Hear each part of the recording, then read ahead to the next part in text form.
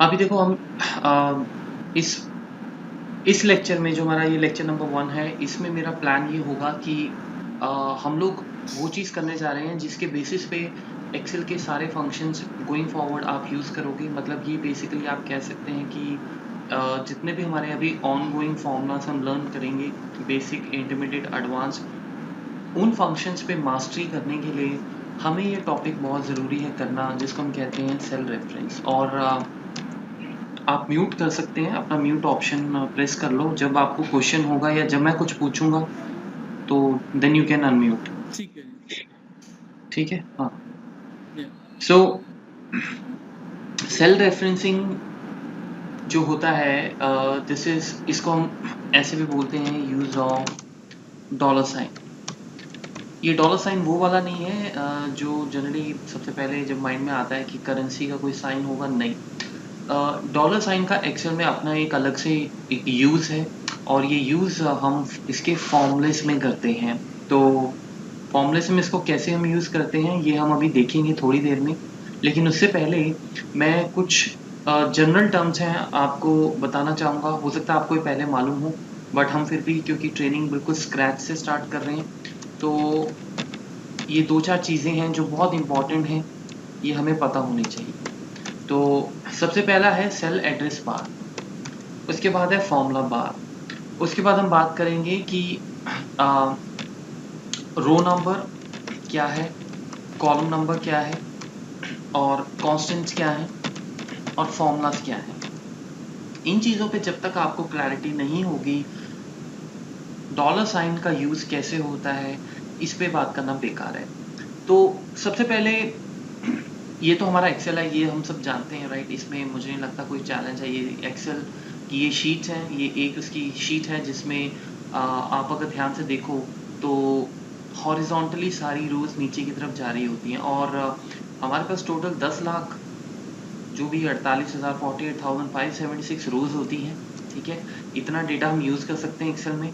और उसी तरीके से अगर आप यहाँ पे लास्ट में जाओ तो आपको इसमें टोटल नंबर ऑफ कॉलम्स, यहाँ पे ये जो है एक्सएफडी आपका लास्ट कॉलम होगा। ठीक है, ये कैलकुलेट करने को आप कर सकते हैं, जैसे ये आप देख रहे हैं मैं यहाँ पे कैलकुलेट कर रहा हूँ। 16,382 कॉलम्स होते हैं, राइट। ये जस्ट फॉर योर इन्फॉर्मेशन है। हालांकि ये पूरे का पूरा एक्सेल शीट हम यूज नहीं कर सकते हैं अनफॉर्चुनेटली अभी के लिए, क्योंकि इतना बड़ा अगर डेटा आप एक्सेल में यूज करोगे तो एक्सेल हैंग हो जाएगा, क्रैश हो जाएगा, राइट। या लेकिन अभी इसका इंजन इतना स्ट्रांग नहीं है, but still for your information. तो रोज और कॉलम्स इस तरीके से डिफाइन होते हैं। कॉलम्स हमेशा अल्फाबेटिकली चलते हैं लेफ्ट टू राइट। अगर मैं कभी भी आपको बोलूं कि जी कॉलम पे जाओ तो आपकी नजर यहां नहीं जाएगी, आपकी नजर हमेशा कॉलम्स पे जाएगी। आप यहां से कॉलम्स आइडेंटिफाई करना शुरू करोगे और ये आपका हो गया जी कॉलम। उसी तरीके से जब मैं आपको बोलूंगा रो नंबर 5 पे जाओ, तो आप इमीडिएटली वर्टिकल डायरेक्शन में देखना शुरू कर दोगे, क्योंकि वर्टिकली हमारी रोज जो है वो मूव करती है, यानी नीचे की तरफ। तो ये हो गया आपका रो नंबर 5। तो ये रो नंबर 5 हो गया, और ये आपके कॉलम्स हो गए। तो ये इस तरीके से रो आपकी जो है वो वर्टिकल मूव होती है, वर्टिकल मूवमेंट। और जो कॉलम्स हैं आपके वो आपके चलते हैं लेफ्ट टू राइट, और ये हमेशा होते हैं अल्फाबेट्स में। और जो आपकी रोज हैं वो हमेशा होती हैं नंबर में। ठीक है, उसके बाद बात करते हैं कि सेल एड्रेस क्या होता है। अब जैसे इस एक्सेल शीट में कितने सारे सेल्स हैं, ये बेसिकली आपको दिए जाते हैं ताकि आप अपना इसमें कोई वैल्यू स्टोर कर सको, कुछ यूज कर सको, कोई डेटा आप इसमें स्टोर कर सको, और डेटा के ऊपर फिर फाइनली आप अपने फॉर्मूलेस लगाते हो, चार्ट्स बनाते हो, पिवट्स बनाते हो, जितने भी आपके रिपोर्ट्स हैं वो सब आप बनाते हो। तो वो इसके लिए यूज होता है। लेकिन आपको पता होना चाहिए कि सेल एड्रेस है क्या। आप जब भी किसी सेल पे जाते हो तो वैसे तो हमें यहाँ देखने से ही पता लग जाता है कि अभी मैं कौन से सेल पे बैठा हूँ, H4। क्यों? क्योंकि अगर मैं इस सेल को देखूं ध्यान से, तो ये आपका H कॉलम है और ये है आपका 4th रो का। ठीक है, तो ये H कॉलम है आपका और ये 4th रो है। लेकिन इसके साथ साथ हमें एक और क्या कहते हैं, आपको जगह पता, एक और हमारे पास फीचर है जिसके थ्रू हम ये चेक कर सकते हैं। जैसे आप यहाँ पे देखो तो ये एड्रेस बार है, नेम बॉक्स H4। ठीक है, तो ये H4 आप यहाँ पे चेक कर सकते हो। H4 आप एड्रेस बार का मतलब ये होता है कि ये आपको हमारे सेल के बारे में इंफॉर्मेशन देता है। तो अभी अगर मैं इसको चेक करूं ये H4, तो H4 आप देखें ये आपका H कॉलम है और ये है 4th रो। तो यहाँ से भी आप अपनी हेल्प ले सकते हैं। जैसे कि आप यहाँ पे अगर मैं आपको बोलूँ इमीडिएटली कि मुझे A1000 में जाना है, कुछ स्टूडेंट्स क्या करेंगे, वो इसको स्क्रॉल करके A1000 पे जाएंगे, देखेंगे कि 1000 रो कहाँ है। कुछ क्या करेंगे, मे बी स्क्रॉल बार को फटाफट से यहाँ से ऐसे जैसे स्क्रॉल कर सकते हैं, आप यहाँ से इसको नीचे कर सकते हैं, तो यहाँ से भी आप A1000 ले सकते हैं। एक और मेथड है, आप यहाँ पे भी A1000 टाइप कर सकते हैं और एंटर कर सकते हैं, तो ये आपको इमीडिएटली 1000 में ले जाएगा। खैर ऑप्शंस बहुत हैं, शॉर्टकट कीज भी हैं, लेकिन ये सिर्फ मैं आपको आइडिया दे रहा हूँ। ये बेसिक चीज़ें हैं जो पता होनी चाहिए, लेकिन जब आप एक्सेल में बहुत अच्छे लेवल पे पहुंचेंगे तो शायद आप ये सब चीज़ें यूज़ नहीं करेंगे। उसके और भी, जैसे मैंने बोला कि शॉर्टकट कीज भी हैं, तो वो सब शॉर्टकट कीज हम धीरे धीरे कवर करेंगे। तो एड्रेस बार आपको सिर्फ एड्रेस नहीं बताता है, अगर आपको किसी सेल पे जाना हो वहाँ पे भी ले जाता है। जैसे मैं कहता हूँ B20 लिख के फटाफट से एंटर मारेंगे तो आपको वो B20 पे ले जाएगा। तो इसमें आपने एक चीज़ हमेशा ध्यान रखनी है कि सेल एड्रेस, एक तो ये हो गया कि लोकेशन ऑफ अ सेल है, और दूसरी ये चीज़ है कि it starts with column and row number. ठीक है, कभी ऐसा नहीं होगा कि रो पहले आएगा और कॉलम बाद में। मतलब मैं अगर आपको ये बोलूं कि आप A4 पे जाओ, तो आपको वो समझ आएगा कि A4 पे जाना है, मतलब पहले कॉलम है और फिर आपका रो नंबर है। लेकिन आप अगर बोलो कि 4A पे जाना है तो वो गलत हो जाएगा, क्योंकि 4A कोई सेंस नहीं बनाता है। हमेशा कॉलम आपका पहले आता है जब हम सेल एड्रेस की बात करते हैं। तो ये आपके हो गए सेल एड्रेस। अब उसके बाद सेल एड्रेस बार भी मैंने आपको बता दिया, ये सेल एड्रेस बार है। इसको नेम बॉक्स भी कहते हैं, आप जो मर्जी इसको कह सकते हैं। Name box, cell address bar एक ही बात है।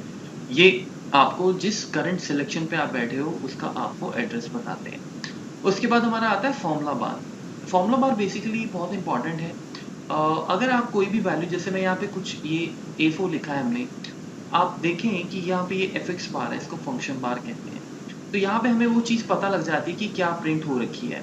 अभी ये देखने में थोड़ा सा अजीब लगता है कि इसका क्या यूज़ होगा, क्योंकि मैं फॉर्मूला बार की हेल्प क्यों लूँगा देखने के लिए कि इसमें क्या वैल्यू आ रही है, क्योंकि वो तो सेल पे डायरेक्ट दिख रही है मुझे, तो मैं फॉर्मूला बार पे क्यों जाऊँगा। अगर मैं यहाँ पे कुछ देख पा रहा हूँ A4, तो मैं फॉर्मूला बार पे कभी नहीं जाऊँगा ये देखने की वहाँ क्या प्रिंट हो रहा है, क्योंकि ऑब्वियसली वहाँ पे भी वही चीज़ आ रही होगी जो आपको सेल में दिख रही है। लेकिन फॉर्मूला बार कॉन्स्टेंट्स के लिए नहीं बना है। फॉर्मूला बार का एक्चुअली यूज़ होता है जब आप कोई फॉर्मूला लगाते हो और वो फॉर्मूला आपको देखना हो। जैसे कि छोटा सा एग्जांपल लेते हैं, मैं कुछ यहाँ पे आपके यहाँ पे कुछ जैसे नंबर्स लिखता हूँ 2 3 4, और कुछ नंबर्स यहाँ पे लिख देता हूँ ऐसे। अब आपने कहीं पे फॉर्मूला लगाया हुआ है जिसमें हम क्या कर रहे हैं, इस सेल को प्लस कर रहे हैं। मैं एक एक करके इन सेल्स को सिलेक्ट कर रहा हूँ। इक्वल्स टू मैंने लगा दिया है। अगर आपको नहीं पता है ये क्या है, इक्वल्स टू साइन हम हमेशा फॉर्मूले से पहले लगाते हैं, ये रूल है। इक्वल्स टू लगाने के बाद आप जिस जिस सेल को सिलेक्ट करेंगे और बीच में प्लस डालते रहेंगे, वो उसकी वैल्यू प्लस होती रहेगी। तो मैंने इसको प्लस कर दिया, फिर उसके बाद मैंने इसको प्लस कर दिया, और उसके बाद फिर मैंने आपका इसको लेट्स से ऐड कर दिया।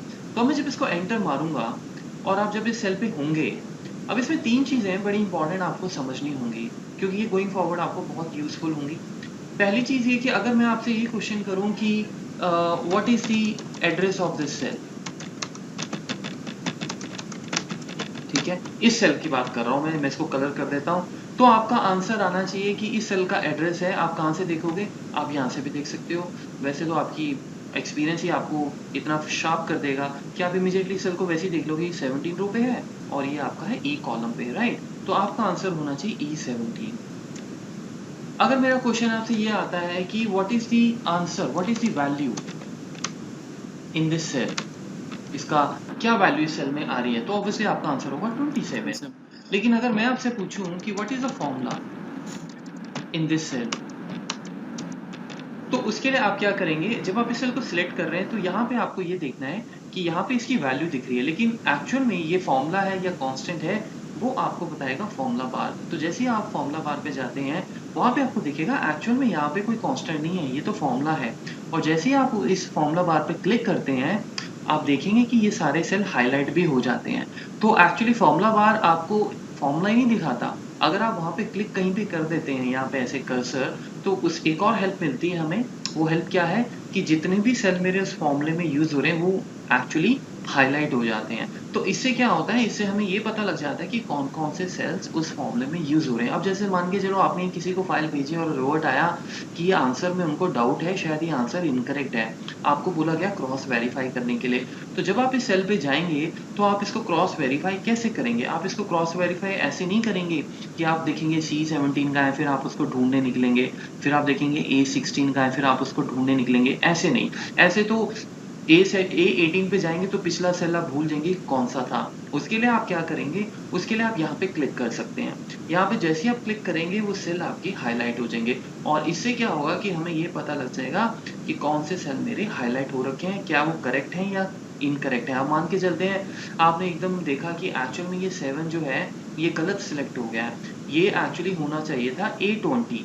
तो दो तरीके हैं, आपने देख लिया ये A19, आप फॉर्मूला बार पे इसको चेंज कर दें। यहाँ पे आप इसको जैसे ही A20 करेंगे आपका ये हाईलाइट हो जाएगा ऑटोमेटिकली।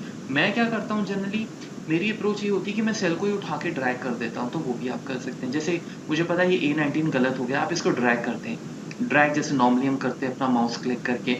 इसको आप जहाँ भी ले जाएंगे आप देखें फॉर्मूला बार में ऑटोमेटिकली D20 अब आपका हो गया D21, D22। तो मतलब दोनों ही ऑप्शन हैं आपके पास, या तो आप फॉर्मूला डायरेक्ट एडिट कर सकते हैं यहाँ पे जाके, या फिर आप उस सेल को उठा के चेंज कर सकते हैं। जैसे मैं इस 5 को या मैं इस 3 को कहता हूँ नहीं ये 3 गलत हो गया, एक्चुअल में ये 4 था और ये आपका ये सेल था। तो आप इनको भी ऐसे उठा के कर सकते हैं और आपका ऑटोमेटिकली सेल जो है वो यहाँ पे फॉर्मूला बार में चेंज हो जाएगा। तो फॉर्मूला बार जो है वो हमेशा आपको फॉर्मूले के बारे में बताता है। अब यहाँ पे मैं एक चीज़ क्लियर कर देता हूँ, जनरली हम लोग क्या करते हैं, हम लोग जब भी एक्सेल पे काम करते हैं तो स्पीड बढ़ाने के लिए आपको शॉर्टकट कीज़ का, ऑलमोस्ट हर शॉर्टकट की का पता होना चाहिए। क्योंकि अगर आपको एक्सेल बहुत अच्छा आता है और शॉर्टकट कीज़ नहीं आती है तो वो थोड़ा सा कॉम्बिनेशन जो है वो डेडली कॉम्बिनेशन नहीं क्रिएट हो पाता है। तो इसीलिए हमें इस ट्रेनिंग में तो खैर मैं शॉर्टकट कीज़ कवर करूँगा ही करूँगा, बट अदरवाइज सारी शॉर्टकट कीज़ मुझे भी नहीं पता। बट जब भी आपको कोई शॉर्टकट की नहीं पता लगती है आप उसको यूज़ करना शुरू करें, ठीक है। हम माउस पे बहुत कम काम करते हैं। अब जैसे इसमें मैं कहने की कोशिश ये कर रहा हूँ कि इसमें आप जब आप कोई अब मैंने आपको ये बोला कि आप माउस से यहाँ क्लिक करेंगे तो सेल आपके हाईलाइट हो जाएंगे। एक्चुअल में MIS जो टीम में काम करते हैं, जो आपके MIS पीपल होते हैं वो क्या करते हैं, वो शॉर्टकट की यूज़ करते हैं जिसको कहते हैं F2। तो मैं यहाँ पे आपके लिए F2 एक शॉर्टकट की लिखने जा रहा हूँ। F2 ही आप हमेशा गोइंग फॉरवर्ड यूज़ करेंगे। F2 क्या करता है, to highlight the cells used in a formula, इस तरीके से। तो मैं अभी यहाँ पे अगर आपके सामने F2 प्रेस करूँगा तो आप देखो क्या होगा, ये तो मुझे फॉर्मूले में जाके क्लिक करने की ज़रूरत नहीं है, आप F2 भी प्रेस कर सकते हैं। F2 से इमीडिएटली ये सेल हाईलाइट हो जाएंगे। लेकिन एक चीज़ ध्यान रखनी है, ये हाईलाइट तभी करेगा जब वो फॉर्मूला होगा। अगर फॉर्मूला नहीं है, जैसे मैं इस सेल पे बैठा हूँ, अब आप यहाँ पे अगर F2 करेंगे तो कुछ हाईलाइट नहीं होगा, तो क्या होगा, तो आप एडिट मोड में चले जाएंगे। ये देखो कर्सर ब्लिंक होना शुरू हो जाएगा, फिर आप यहाँ पे कुछ टाइप कर सकते हैं। तो दो चीज़ें हैं, F2 आपका सेल्स को हाईलाइट भी करेगा in a formula if it is a constant, then F2 works like an edit tool। यानी अगर मेरे पास, अब जैसे मैं यहाँ पे अभी हूँ, मैं कहता हूँ F2, आप जैसे F2 करेंगे आपका कर्सर सेल के बीच में चला जाएगा और फिर आप अपना लेफ्ट एरो राइट एरो करके जहाँ भी आपको जो मूवमेंट करनी है, जो एडिटिंग करनी है वो आप कर सकते हो। लेकिन यही चीज़ अगर आप यहाँ पे F2 प्रेस करेंगे तो ये सेल आपका हाईलाइट हो जाएगा इस तरीके से, ठीक है। तो आप गोइंग फॉरवर्ड जब भी कोई शॉर्टकट की यूज़ करोगे आप F2 यूज़ करोगे इस तरीके से। कॉन्स्टेंट्स पता लग गया आपको, फॉर्मूलास पता लग गए। कॉन्स्टेंट वो होते हैं जो अपने आप कभी चेंज नहीं होते हैं। जैसे अब ये सेल है, ये फॉर्मूला है, क्यों, क्योंकि अगर मैं यहाँ पे कोई सेल चेंज करता हूँ, जैसे So sir, basically what you're saying is कि एक सेल में either a value will be a constant or a formula, हम दो ही या चीज हो दैट्स सकती राइट, हैं, यस, दोनों में से एक चीज़ होगा, या तो कांस्टेंट होगा या फॉर्मूला होगा। कांस्टेंट होगा जो कभी चेंज नहीं होगा, अपने आप जब तक आप खुद उसको ना जाके चेंज करो, फॉर्मूला टोटली डिपेंड करेगा कि एक्चुअली उसमें क्या क्या इनपुट वैल्यूज आ रही हैं। तो जैसे मैं इसको अगर 100 कर दूं और एंटर मारता हूं, आपने देखा ये ऑटोमेटिकली चेंज हो गया। तो बिकॉज ये चेंज होगा ही होगा, बिकॉज ये इस पर डिपेंडेंट है।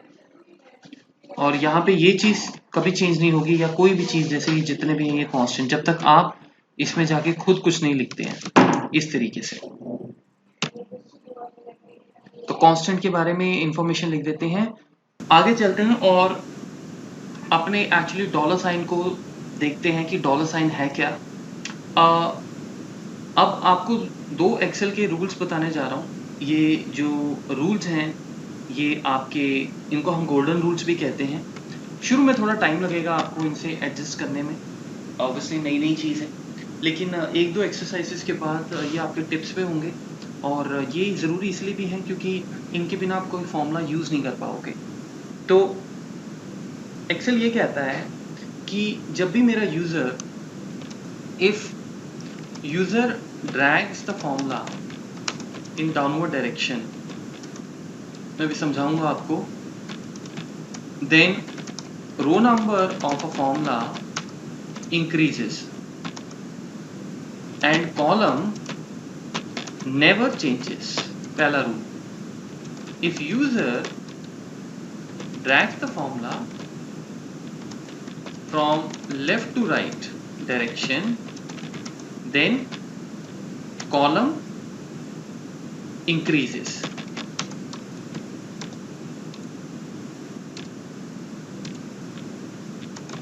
But row never increases. Row never changes. ये क्या बोल रहा है, यहाँ पे समझते हैं। सपोज मैं यहाँ पे कुछ वैल्यूज लिखता हूँ, यहाँ पे लिख लेते हैं 22, 33, 44, 55, 66, 77, और यहाँ पे कुछ वैल्यूज लिख देते हैं ये। अब मैं क्या करने जा रहा हूँ,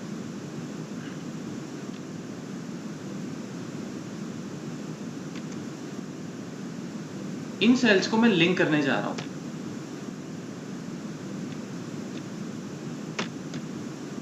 इस तरीके से, यहां पे इक्वल्स टू दिस, इस तरीके से। अब ये होती है लिंकिंग, मतलब किसी सेल को दूसरे सेल से लिंक करना हो, आप क्या करते हैं, इक्वल्स टू प्रेस करते हैं और सेल को सिलेक्ट कर लेते हैं। तो ऑटोमेटिकली क्या होता है कि आपका जो ये सेल है K15, जो आपको यहाँ दिख रहा है K15, ये लिंक हो जाता है E12 के साथ। अब काफ़ी लोग यहाँ पे कंफ्यूज रहते हैं कि जब मैं उनको यहाँ पूछता हूँ कि सेल में फॉर्मूला क्या है, उनका कई बार आंसर आ जाता है K15, या कई बार मैं पूछता हूँ कि अभी सेल का एड्रेस क्या है, तो वो आंसर दे देते हैं E12।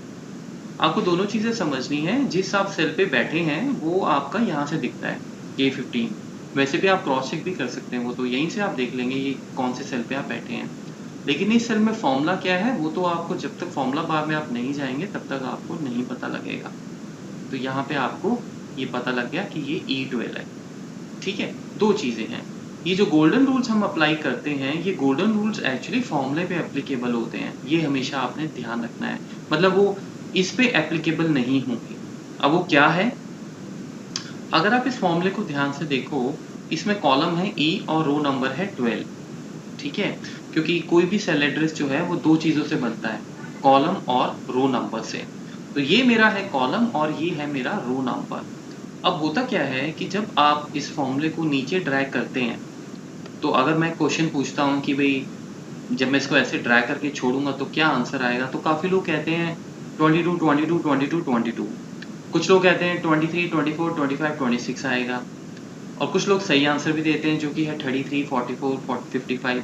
लेकिन जब पूछा ये जाता है कि सबसे पहले जब मैं पूछता हूँ कि जब जो स्टूडेंट ये कहते हैं कि 22, 22, 22 आएगा, वो क्यों कह रहे हैं ऐसा, तो वो कहते हैं कि जब हम एक्सेल में कोई भी वैल्यू लिखते हैं और उसको जब नीचे ड्रैग करते हैं तो हमेशा वही वैल्यू आती है।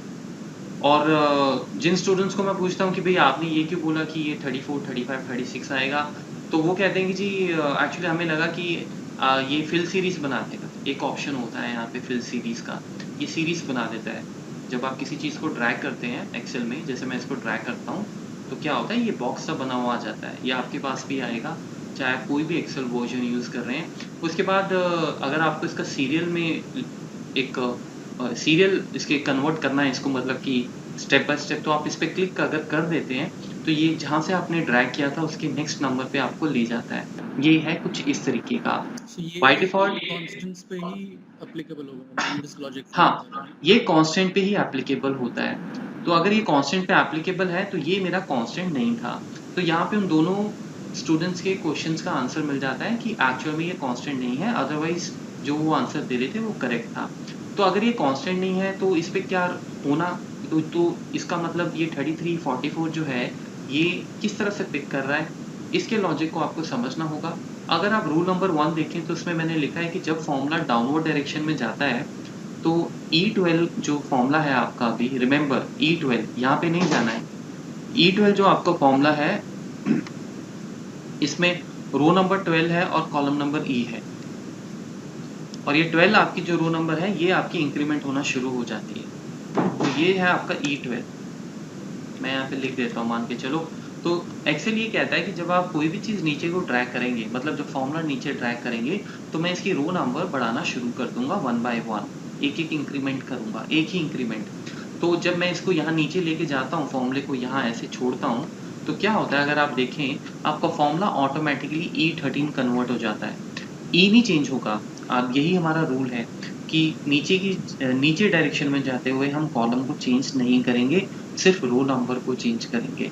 तो होता क्या है कि आपका जो ऑब्वियसली जो अगली रो पे सेल पड़ा होगा वो पिक होना शुरू हो जाता है। ये लॉजिक है। उसी तरीके से जब आप यहाँ से फर्दर आगे जाते हैं तो आप फॉर्मूले बार में देखो वो E14 हो चुका है यहाँ पे। जब मैं फिर नीचे जाऊंगा इसके, अब E15 हो गया आपका, आप फिर नीचे जाएंगे E16 हो गया, आप फिर नीचे जाएंगे E17 हो गया। तो यानी कि आपका जो भी फॉर्मूला E12 से स्टार्ट हुआ वो E13, E14, E15, E16, E17 एक एक करके उसकी रो नंबर बढ़ाता रहेगा। अब इसमें फिर मैं रिपीट कर रहा हूँ कि आप, जब मैं आपसे कभी पूछूं कि मैं इस फॉर्मूले को नीचे ड्रैग करूंगा तो आप K15 को नहीं देखेंगे। आपका आंसर ये ना हो कि आप बोलो कि सर K16 हो जाएगा। K16 तो होना ही है क्योंकि वो तो K16 भी जाओगे आप। K16 लोकेशन है। आपका फॉर्मूला जो गोल्डन रूल एप्लीकेबल होगा वो आपके फॉर्मूले पे होगा, ना कि जिस सेल पे आप बैठे हो। क्योंकि K15 तो वैसे ही एक एक करके नीचे बढ़ेगा ही, जैसे आप नीचे जाते जाओगे, तो उसमें क्या नई बात है। ये तो फॉर्मूला देखना है कि फॉर्मूले में क्या है। अब फॉर्मूले में E12 है, अगर फॉर्मूले में होता A10 तो यानी कि नीचे हो जाता A11, A12, A13, A14, A15, A16, यानी कि नीचे की तरफ जाते हुए फॉर्मूले का रो नंबर एक एक करके इंक्रीमेंट होता है, और ये डिफॉल्ट होता है, इसको आप रोक नहीं सकते हैं। इस तरीके से बाय डिफॉल्ट ही मूवमेंट होती है। उसी तरीके से अगर आप सेकंड रूल देखो कि अगर लेफ्ट टू राइट हम ड्रैग करें तो क्या होगा। लेफ्ट टू राइट आप जैसे ही ड्रैग करते हैं उल्टा होना शुरू हो जाता है। अब कॉलम एक एक करके बढ़ना शुरू होगा, यानी अब कॉलम आपका E था, तो अगर मैं इसको यहाँ छोड़ दूं तो E के बाद आपका जो नेक्स्ट कॉलम होगा वो आना शुरू हो जाएगा। वो क्या है, F। तो आप देख सकते हैं कि आपका ये F12 हो गया। अब रो नहीं चेंज हुआ, आपका फॉर्मूला था E12। E12 में आपका सिर्फ F चेंज हुआ। क्यों? क्योंकि E के बाद F आता है, और उसी वजह से क्योंकि अब आप F12 से लिंक हो गए हो तो जो आपकी यहाँ पे वैल्यू पड़ी है वो डिस्प्ले होना शुरू हो जाएगी। अब उसी तरीके से आप यहाँ से फर्दर जब एक स्टेप और आगे जाओगे तो क्या होगा, यहाँ पे हो जाएगा G12, यहाँ पे हो जाएगा H12 एंड सो ऑन। तो जैसे जैसे आप आगे बढ़ते जाओगे ये G12 हो गया, H12 हो गया, ये आपका I12 हो गया, इस तरीके से। तो ये है आपके एक्सेल के गोल्डन रूल्स जो शुरू में हमें थोड़ा सा याद करने पड़ेंगे। अभी तक इसमें कोई डाउट? नहीं सर, अभी तक क्लियर हो गई। अभी प्रैक्टिकली क्या होता है फिर, अब हम ये चीज़ क्यों डिस्कस कर रहे हैं, क्योंकि जब हम प्रैक्टिकली किसी फॉर्मूले पे काम करते हैं तो उस फॉर्मूले को उसमें बहुत चेंजेस करने पड़ते हैं। कभी कभी क्या होता है कि जैसे मैं इसी आउटपुट को कॉपी करता हूँ,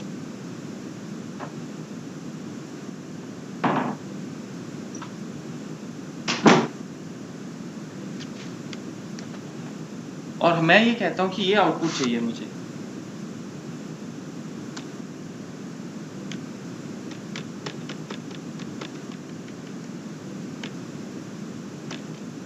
ये आउटपुट मैं यहाँ पे लिख रहा हूँ।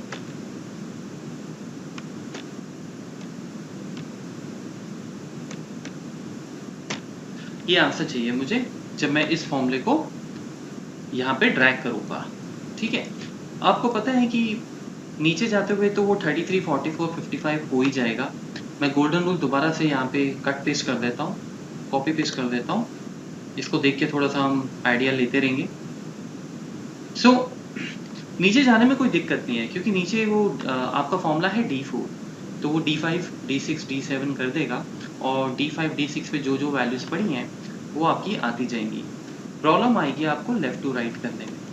अब इस चीज़ को लेके लेफ्ट टू राइट जब आप करेंगे तो क्या होगा, लेफ्ट टू राइट आप जैसे करेंगे ये आपका 12, 33, 55, 77 ये करेगा, लेकिन आपको ये नहीं चाहिए।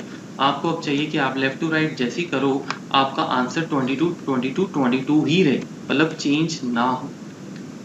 तो उसके लिए हम क्या प्लान कर रहे हैं, उसके लिए हमारा ये प्लान रहेगा कि आपको किसी तरीके से सबसे पहले तो ये एनालिसिस करना होगा कि किस डायरेक्शन में क्या चीज़ चाहिए जो मूव हो, और क्या चीज़ चाहिए जो मूव ना हो। फिर आपको एक्सेल गोल्डन रूल का उसके साथ कंपैरिजन करना होगा। अब जैसे मैं कहता हूँ लेफ्ट टू राइट मुझे ये वैल्यू सेम चाहिए, तो आप ये देखोगे कि क्या लेफ्ट टू राइट अगर मैं बाय डिफ़ॉल्ट मूव करता हूँ तो क्या एक्सेल चेंज करेगा। वेल आप ड्रैग करके भी देख सकते हैं, शुरू में आप देखोगे यस यहाँ तो गड़बड़ हो रही है। तो 22 कैसे आएगा, 22 तभी आ सकता है जब आप लेफ्ट टू राइट जब मूव करो तो कॉलम डी चेंज ना हो, मतलब आपका सेल डी पे ही पड़ा रहे, क्योंकि डी में 22 है। तो उसके लिए हम क्या करते हैं, और आपको पता है कि लेफ्ट टू राइट आप जब जाओगे तो डी जो है वो ई में चेंज होगा। 4 तो चेंज होगा नहीं, तो मैं 4 की बात ही नहीं करूँगा। जो चीज़ चेंज नहीं होगी उसको आप चेंज कर भी नहीं सकते, और जो चेंज हो ही नहीं रही है तो हम उसके बारे में सोचेंगे भी नहीं। डी चेंज हो रहा है और डी पे आपका फोकस रहेगा कि डी को चेंज होना चाहिए या नहीं होना चाहिए। डी को चेंज नहीं होना चाहिए क्योंकि मुझे 22, 22, 22 चाहिए। अब एक्सेल को आप कैसे बताएंगे कि मैं ये चाहता हूँ कि ये डी पार्ट जो है मेरा, आप इसको चेंज ना करें, क्योंकि बाय डिफ़ॉल्ट एक्सेल उसे चेंज करेगा। तो उसके लिए माइक्रोसॉफ्ट एक्सेल ने क्या कहा कि आप ऑब्वियसली वर्बली तो नहीं आपकी बात सुन सकता है एक्सेल, मशीन की फॉर्म, लैंग्वेज की फॉर्म में आप वहाँ पे एक उसके पहले डॉलर लगा दो। जब आप डॉलर लगा दोगे तो क्या होगा कि एक्सेल ये रिकॉग्नाइज कर लेगा कि मेरा यूज़र एक्चुअली इस पर्टिकुलर पोर्शन को, जो कि कॉलम है, क्योंकि कॉलम से पहले डॉलर लगा है, उसको वो चाहता है कि मैं चेंज ना करूं। तो वो क्या करेगा, वो अपना रूल इस पे अप्लाई नहीं करेगा। यानी जब आप इसको ड्रैग करोगे, उसको करना तो ये E4 था, F4 था, G4 था, लेकिन अब वो ये सब नहीं करेगा। तो क्या हुआ कि जब आप इस सेल पे जाएंगे ये आपका डॉलर डी रह गया। जब आप इस सेल पे जाएंगे ये फिर डॉलर डी हो गया। जब आप इस सेल पे जाएंगे ये फिर डॉलर डी हो गया। जब आप इस सेल पे जाएंगे ये फिर डॉलर डी हो गया। मतलब उसने उसको चेंज ही नहीं किया। 4 की हम बात नहीं करेंगे क्योंकि 4 तो वैसे भी चेंज होगा नहीं लेफ्ट टू राइट जाते हुए। लेकिन अब इसमें हमने ये भी देखना है कि जब आप लेफ्ट टू राइट इसको मूव कर रहे हैं, क्या वही फॉर्मूला डाउनवर्ड वर्क करेगा? हमारे केस में करेगा। उसका रीज़न ये है क्योंकि आपने डी को फ्रीज किया है, 4 को नहीं फ्रीज किया है।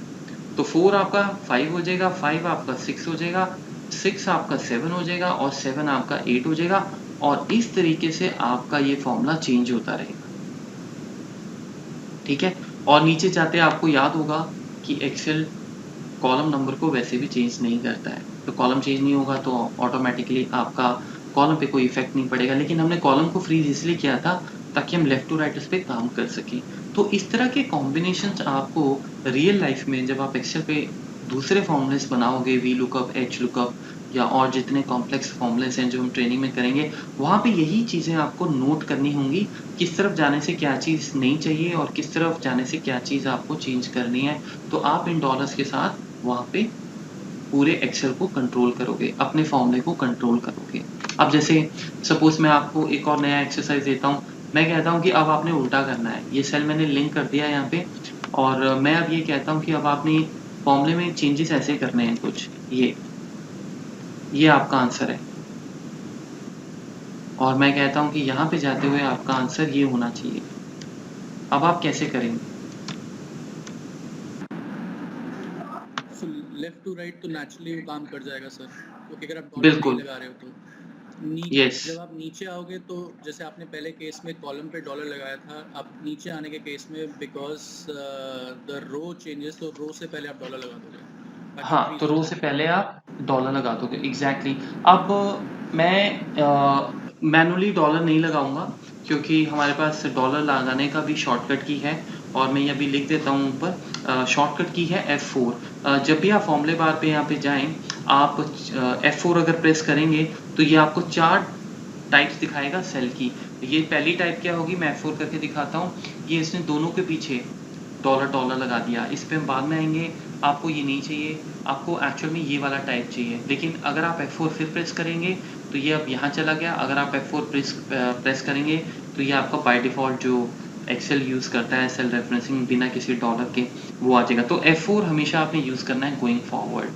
तो ये वाला जो है हमें सेल रेफरेंसिंग टाइप चाहिए जिसमें हम रो नंबर को फ्रीज रखेंगे और कॉलम को हम फ्रीज नहीं रखेंगे क्योंकि मेरी रिक्वायरमेंट अब ऐसी कुछ है।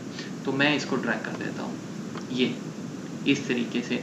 अब अगर मेरे पास क्वेश्चन कुछ ऐसा हो कि मैं इसको दोबारा से यहाँ पे लिंक करता हूँ और मैं कहता हूँ कि आपको यही करना है और आपको यही करना है, इस तरीके से आपको आगे बढ़ना है, ये आपका एक्चुअल में है आंसर।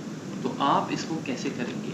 तो इस केस में क्या है कि ऊपर नीचे जाते हुए आपकी सारी वैल्यूज 22 है, तो आप ना तो कॉलम को चेंज करने देंगे एक्सेल को और ना आप रो नंबर को चेंज करने देंगे। तो मैं क्या करूँगा, मैं सारा कुछ आपका टोटली फ्रीज कर दूंगा ये, ठीक है।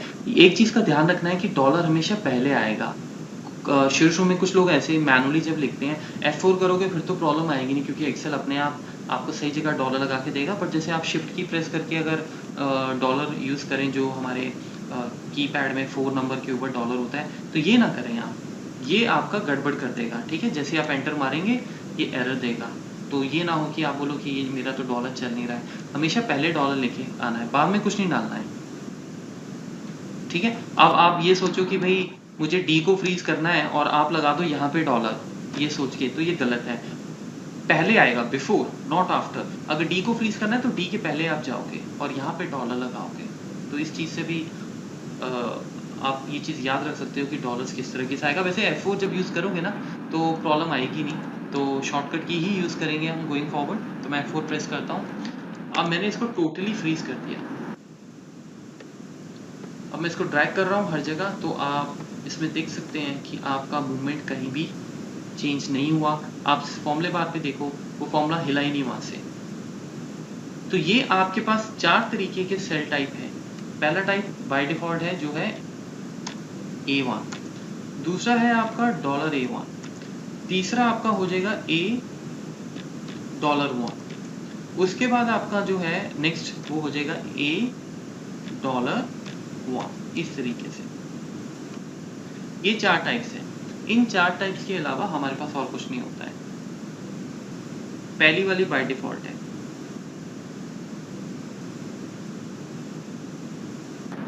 जी अब हम आगे बढ़ेंगे और इसमें थोड़ा सा इसके एक्सरसाइज को कॉम्प्लेक्स करेंगे। मैं आपसे अब क्वेश्चन पूछूंगा तो आप अब अनम्यूट पे रहें।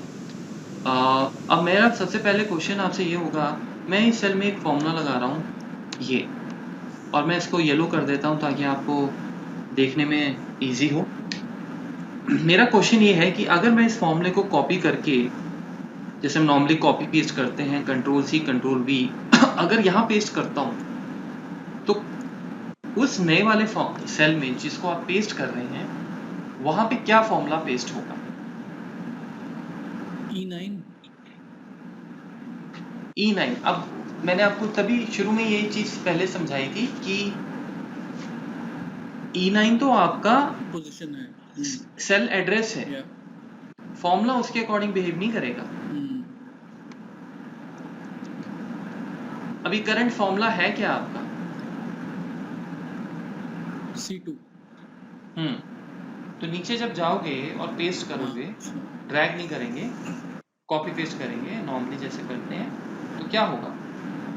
कॉलम तो सेम रहेगा which will be C and okay 2 will become, कितने पोजीशन है, 1 2 3 4, 2 विल बिकम 6 ओके, तो फॉर्मूला क्या हो गया? C6। C6। Okay, right. अब मैं इसी फॉर्मूले को अगर कॉपी करके यहाँ पेस्ट करता हूँ तो क्या रिजल्ट आएगा? E, so the column, इसमें कॉलम चेंज हो जाएगा, 2 आगे चला जाएगा, and that will remain the same, the row will remain the same. अच्छा, तो फॉर्मूला क्या होगा आपके अकॉर्डिंग? C2 से हो जाएगा सर E, इनफैक्ट E2 ही होना चाहिए, नहीं बट इस केस में दोनों ही मूव हो रहे हैं, इसमें दोनों चेंज होंगे। ये बनता है E4। E4। हाँ जी, यस, E4 बिल्कुल, क्योंकि आप अगर C2 पे अभी बैठे हैं तो यहाँ जाने के लिए C के बाद आपका ये होगा D और ये होगा E, हाँ जी, और रो आपके फॉर्मूले का है 2, तो जब आप नीचे जाएंगे तो वो हो जाएगा 3 एंड 4। तो इसका मतलब जब मैं इसको कॉपी करके यहाँ पे पेस्ट करूंगा तो फॉर्मूला आपका जो होगा वो होगा E4, और E4 में जो भी वैल्यू होगी उस टाइम वो यहाँ पे populate दिखना होगा। शुरू हो जाएगी। ठीक है, हाँ तो जी। कोई रैंडम नंबर जनरेट नहीं होगा। हम्म, जब आप फॉर्मूला कॉपी एंड पेस्ट करेंगे तो ध्यान से उसको आप कॉपी पेस्ट करें, ये एक्सेल प्रॉपर इसकी कैलकुलेशन करेगा, और जो नया फॉर्मूला क्रिएट होगा वो इसी तरीके से क्रिएट होगा कि वो चेक करेगा कि आपने कितनी रोज मूव की हैं और कितने कॉलम्स मूव किए हैं। हम्म। अच्छा, अब अगर मैं कहूँ कि मैं इस ये वाले फॉर्मूले को यहाँ पे पेस्ट कर दूं तो फिर क्या आंसर होना चाहिए, क्या फॉर्मूला पेस्ट होना चाहिए?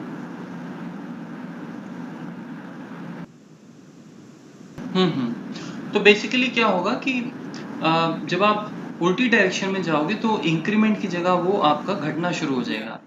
तो आपने बस वही देखना है, रूल तो सेम है। आप नीचे की तरफ जा रहे हो तो आपका फॉर्मूला है C2, तो रो नंबर 2 है वो 3 और 4 हो जाएगा, और जो कॉलम है वो घटना शुरू होगा तो C से पहले आपका B आएगा और फिर A आएगा, तो इसका आंसर होगा A4। बिल्कुल। ठीक है। हाँ जी। लेकिन हाँ, अगर आप इस फॉर्मूले को कॉपी करके यहाँ पेस्ट करेंगे तो एरर आएगा, क्योंकि A से ए से पहले कुछ नहीं होता है। तो कभी भी अगर आपके फॉर्मूले में रेफरेंस एरर आ रहा है, आरईएफ एरर आ रहा है, तो इसका मतलब ये है कि आप किसी ऐसे सेल के साथ लिंक करने की कोशिश कर रहे हो जो एग्जिस्ट नहीं करता है। Got it. तो ये रेफरेंस एरर को हमेशा आप इस तरीके से आप आइडेंटिफाई कर सकते हैं कि क्या प्रॉब्लम हो सकती है। अब इसी चीज को थोड़ा सा ऐसे करते हैं, मैं इसमें ये डालता हूँ आपका फॉर्मूला, और अब आप मुझे बताओ कि अब अगर मैं इस फॉर्मूले को कॉपी करके यहाँ पे पेस्ट करता हूँ तो क्या चेंजेस होंगे? B3 will be the cell reference। $3। हाँ जी, $3। सो रो नंबर आपका इसमें चेंज नहीं होगा क्योंकि आपने इसमें डॉलर डाल दिया है, तो रो चेंज नहीं होगा।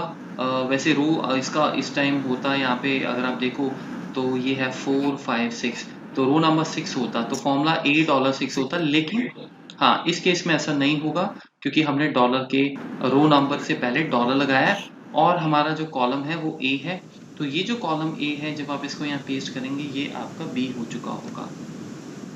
तो ये सब चीज़ें हैं, जब आप फॉर्मूले को कॉपी पेस्ट करते हो या ड्रैग करते हो तो सारी कैलकुलेशन इसके अकॉर्डिंग होती है, जो आपके दो एक्सेल के रूल हैं। अब थोड़ा सा प्रैक्टिकल साइड पे चलते हैं और ये देखते हैं कि ये फॉर्मूले जो हमने बनाए हैं इनका एक्चुअल में यूज़ हम कहाँ कर सकते हैं। मैं इसके लिए जैसे आपका एक यहाँ पे एक नंबर लिखता हूँ, ये 129, और हमें फॉर्मूला जो है वो लगाना है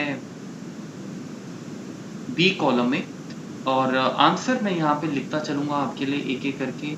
ये आंसर हमें बी कॉलम में लेके आना है, लेकिन शर्त ये है कि हमें कॉलम ए के सेल ही यूज़ करने हैं और हम कुछ नहीं कर सकते, ना ही कोई कांस्टेंट अलाउ है आपको।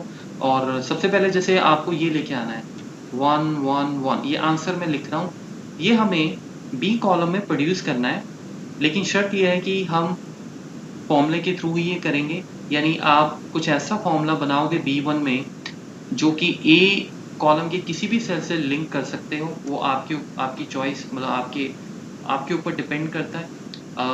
कॉलम ए ही यूज़ होगा और कोई हम इसमें कॉलम यूज़ नहीं करेंगे, और साथ ही साथ कोई कांस्टेंट अलाउ नहीं है। और तीसरी चीज़ कि आपने ये फॉर्मूला जब बनाना है, ये कुछ इस तरीके से बनाना है कि पहले सेल पे जैसे ही वो फॉर्मूला बनता है और मैं उसको जब नीचे की तरफ ड्रैग करना शुरू करूँगा, तो आंसर मेरा ऑटोमेटिकली आना शुरू हो जाए। मतलब कि ये ना हो कि हर सेल में जाके हम एक नया फॉर्मूला लिख रहे हैं। तो पहला मैं सर आपको एग्जांपल इसका देता बनेगा हूँ। $A $1, मतलब अगर आप कह रहे हो कि कोई कांस्टेंट नहीं होना चाहिए, तो इसमें अगर आप $A $1 लिखोगे तो वो F4 पर आप $A क्यों लगा रहे हो? क्या इससे काम नहीं चलेगा आपका? नहीं, इससे चलता है, but then the only thing is अगर मैं $1 लगाता तो A will be a constant, right, इस पूरे फॉर्मूले में। मतलब वो ए आप तो कह रहे हो वैसी कि चीज नहीं कांस्टेंट नहीं होगा। होना चाहिए कुछ भी, अदरवाइज हाँ मूवमेंट में नहीं होगा, बट हाँ सो $1 विल, आप उसको ड्रैग भी कर लेंगे तो भी it will replicate the same value. अच्छा, अगर आपको ये आंसर लेके आना हो तो आप कैसे लेके आएंगे? अब ये आपको लेके आना है सी में, और इसमें आपको यूज करना है कॉलम ए।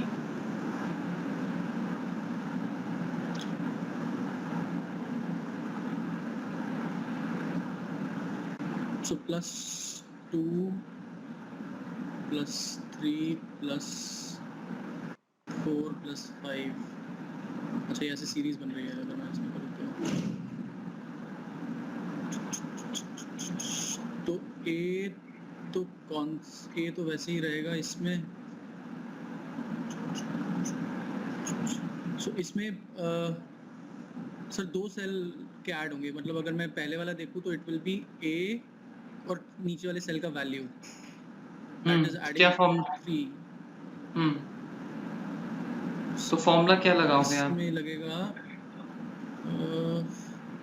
ए तो कांस्टेंट रहेगा, ए तो वैसे ही उसमें सेम रहेगा, so it will be A and then sum of, इसमें सम लग रहा है, मतलब that's what you are saying इसमें लगेगा, मतलब इज दैट? आप कुछ भी लगा सकते हो, वो तो आपके ऊपर है। मेरी तरफ से कुछ भी लगाओ, बस कॉलम ए ही यूज कर सकते हो आप, कॉलम बी या कोई और कॉलम यूज नहीं करोगे आंसर के लिए। सो पहले वाले में ए प्लस मतलब A1 प्लस A2 लगेगा, हाँ। दैट, सो सी में is equal to A1 plus A2 okay, plus A2, plus okay. मतलब नहीं, इसमें फिर नीचे अगर आप ड्रैग करेंगे, अच्छा $A2 प्लस, नहीं, मैं ड्रैग करके तो आप आंसर देख लोगे, बट आप नीचे ड्रैग करके मैं थोड़ा विजुलाइज करो क्या होगा फॉर्मूला। सो A2 प्लस A3 नहीं होना चाहिए फिर? यस, तो A2 प्लस A3 चलेगा आपके लिए। अगर आपका 3 5 7 आ रहा है तो आप पहले देखो कैसे मूव हो रहा है। ये 2 सेल हो रहे हैं, फिर फिर ये ये, हो रहे हैं, हाँ जी, फिर ये 2, या ठीक है। ये लॉजिक है, हाँ तो जी, हाँ, तो इसमें क्या होगा कि आपको कुछ फ्रीज करने की जरूरत नहीं है, नहीं है, ठीक है, और हाँ जी, ऑटोमेटिकली आपका आंसर आ या जाएगा। या ये 9 इसलिए आ रहा है क्योंकि नीचे 0 है, गॉट इट, तो इसको हटा देते हैं। हाँ जी। ओके, अच्छा, आगे बढ़ते हैं। तो मैं अब आपको बोलता हूँ कि अब ये आपका आंसर है 6, उसके बाद 9,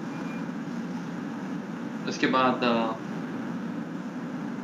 12, 15, 18। ये कैसे लेके आओगे? So it will be A1 plus A2 plus A3, and if you drag it, वो 3 सेल replicate करेगा। Yes, right. और कोई मेथड?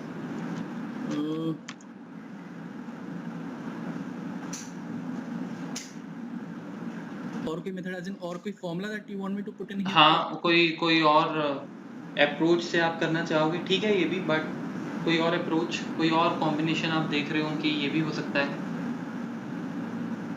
क्योंकि एक चीज को करने के बहुत तरीके हो सकते हैं आपके पास।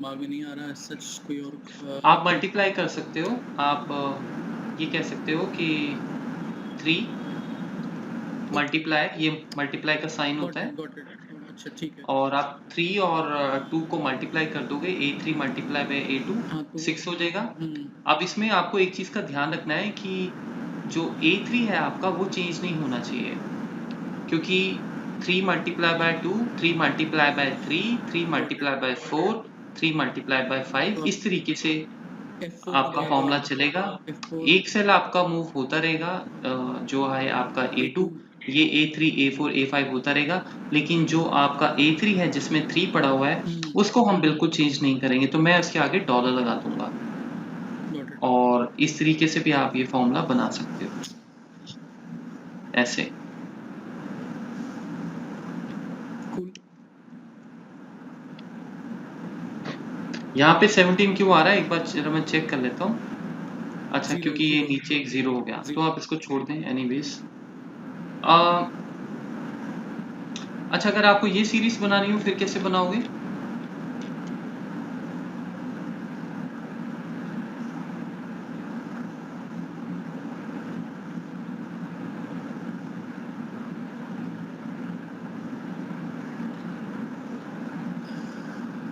ये तो रिवर्स so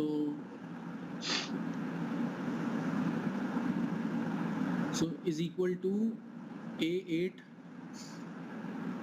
एंड उसके नीचे सर एक -1 डालना पड़ेगा, मतलब अगर मैं A8 को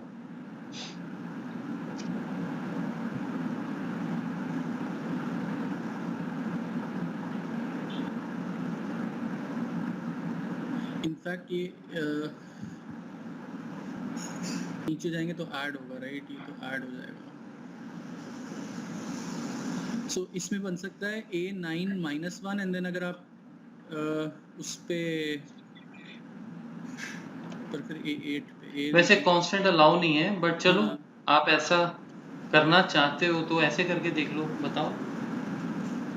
बट नहीं मैं यही सोच रहा हूँ कि अगर आप इसको ड्रैग करोगे नीचे तो ये तो वैल्यू नहीं हाँ, आएगी, 8 नहीं होगा वो। हाँ 8 नहीं जाएगा वो। हम्म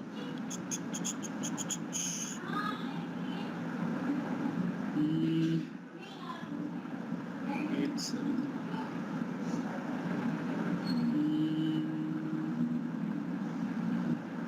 तो अभी दिमाग में नहीं आ रहा कि मैं तो ये सोच रहा हूँ कि इसमें हम क्या कर सकते हैं, इसमें आप थोड़ा सा ध्यान से देखो तो आप अगर ऐसा कुछ कॉम्बिनेशन बना दो, this this this minus this minus this, ठीक है ना, तो चल जाएगा। गॉट इट, तो उसको कांस्टेंट रख लेंगे फिर A9 हाँ, A9 को आप A9 को माइनस करो A1 से, पहला वैल्यू आ गया, उसके बाद अब आप देखो कि नेक्स्ट वैल्यू आपको 7 चाहिए, तो 7 तभी होगा जब 9 - 2 होगा, गॉट इट तो ये A1 नीचे जब ड्रैग होके जाएगा तो A2 हो जाएगा, और ये आपका A9 ही रहेगा, तो डॉलर लगा हाँ, तो ये आपका $9 - A1 हो जाएगा इस तरीके से, गॉट इट। ठीक है। तो ये आपके इस तरीके के कॉम्बिनेशंस होते हैं, ये आपको हेल्प करते हैं जो डॉलर साइंस है आपके फॉर्मूले को ऑटोमेट करने में। जैसे फॉर एग्जांपल आप कोई और कॉम्बिनेशन बना के देख लेते हैं, जैसे मैं कहता हूँ this is 10 and then let's say 11 13 14 15, ये कैसे करोगे आप?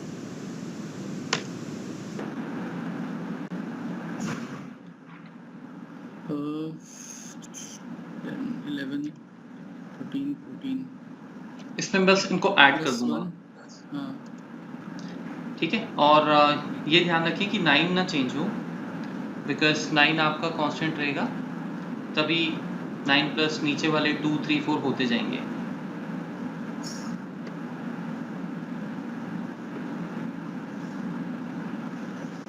इस तरीके से,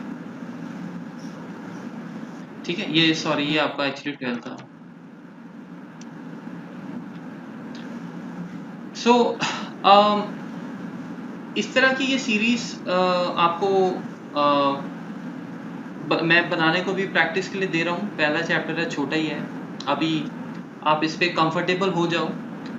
कल से हम अपने रियल एक्सेल फॉर्मूला स्टार्ट करेंगे जी और वहाँ पे मैं यही एक्सपेक्ट करूँगा कि आपको मैं ये चीज़ रिपीट ना करूँ कि मैं यहाँ पे डॉलर क्यों लगा रहा हूँ। तो उसके लिए आप इस जो एक्सरसाइज मैंने अभी आपको कराई है, एक तो ये इसको कर लो ठीक है जी और असाइनमेंट्स कुछ आपको भेज रहा हूँ जिसमें कम से कम आई थिंक 14-15 क्वेश्चंस होंगे डॉलर्स के ऊपर। ओके ऐसे ही कॉम्बिनेशंस होंगे जो आपको क्रिएट करने हैं, तो उस पे प्रैक्टिस कर लो। फिर कल जब मिलते हैं तो पहले आपकी असाइनमेंट चेक कर लेंगे ठीक है जी और फिर हम अपना रेगुलर 2 आवर्स का सेशन स्टार्ट करते हैं। ठीक है जी तो ठीक है, मिलते हैं फिर नेक्स्ट चैप्टर में। Thank you, bye bye.